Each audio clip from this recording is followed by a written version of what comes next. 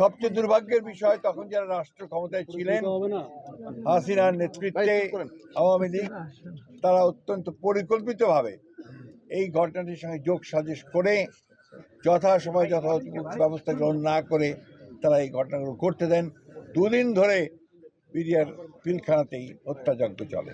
2009 সালে আজকের এই দিনে বাংলাদেশের জন্য, বাংলাদেশের সেনাবাহিনীর জন্য একটি কালো দিন। এই দিন বাংলাদেশের শত্রুরা এবং বাংলাদেশের যে সেনাবাহিনী, সেই সেনাবাহিনীর শত্রুরা তারা চক্রান্ত করে বিডিআরে যে অভ্যুত্থান নাম করে সেনাবাহিনীর চৌকস 57 জন সেনা কর্মকর্তাকে নির্মমভাবে হত্যা করে এবং একটা তছনছ করে দেওয়ার একটা অবস্থা সৃষ্টি করে সমগ্র নিরাপত্তা ব্যবস্থাকে। এটা বাংলাদেশের শত্রুদের উদ্দেশ্য ছিল, প্রধান উদ্দেশ্য ছিল বাংলাদেশের নিরাপত্তা ব্যবস্থায় আঘাত হানা এবং বাংলাদেশের সেনাবাহিনীর যেন মনোবল নষ্ট হয়ে যায়, যেন তারা দুর্বল হয়ে যায়, সেই কারণে এই ঘটনা হয়েছে।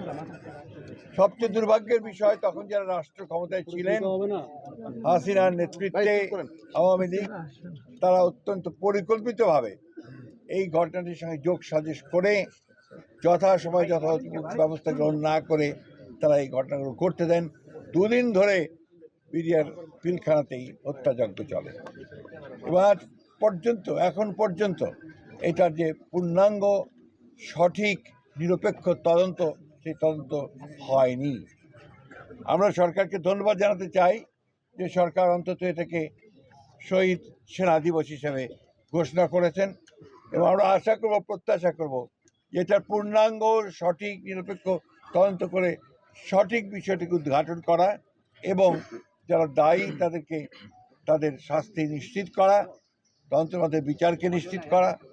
এবং এটা আমাদের জাতির জন্য একটা কলঙ্কজনক ঘটনা। আজকে এই দীর্ঘ বছর পরে, আজকে প্রায় 16 বছর পরে আমরা আজকে সবাই ঐক্যবদ্ধ হয়েছি। দেশের রাজনীতির একটা বিশাল পরিবর্তন হয়েছে, আমূল পরিবর্তন হয়েছে। বাংলাদেশের ছাত্র জনতা সেই ফ্যাসিস্ট শক্তিকে উৎখাত করে আমাদেরকে সুযোগ সৃষ্টি করে দিয়েছে আজকে একটা নতুন বাংলাদেশ নির্মাণ করবার। আজকের এই দিনে শহীদদের প্রতি আমরা গভীর শ্রদ্ধা নিবেদন করছি। আমাদের দল, বাংলাদেশ জাতীয়তাবাদী দল, আমাদের চেয়ারপারসন দেশনেত্রী বেগম খালেদা জিয়া এবং আমাদের ভারপ্রাপ্ত চেয়ারম্যান জনাব তারেক রহমানের পক্ষ থেকে আজকে আমরা এখানে এসেছিলাম তাদের প্রতি শ্রদ্ধা জানাতে। এবং আমরা এই প্রত্যাশা করব যে তাদের এই আত্মত্যাগ যেন কখনো বিফলে না যায়, আমরা যেন সত্যিকার অর্থেই একটা স্বাধীন সার্বভৌম দেশ হিসাবে আমরা যেন মাথা উঁচু করে দাঁড়াতে পারি এবং আমরা স্বাধীনতার সমস্ত প্রশ্নে যেন কোনো আপোষ না করি। আজকে এই হোক আমাদের প্রতিজ্ঞা।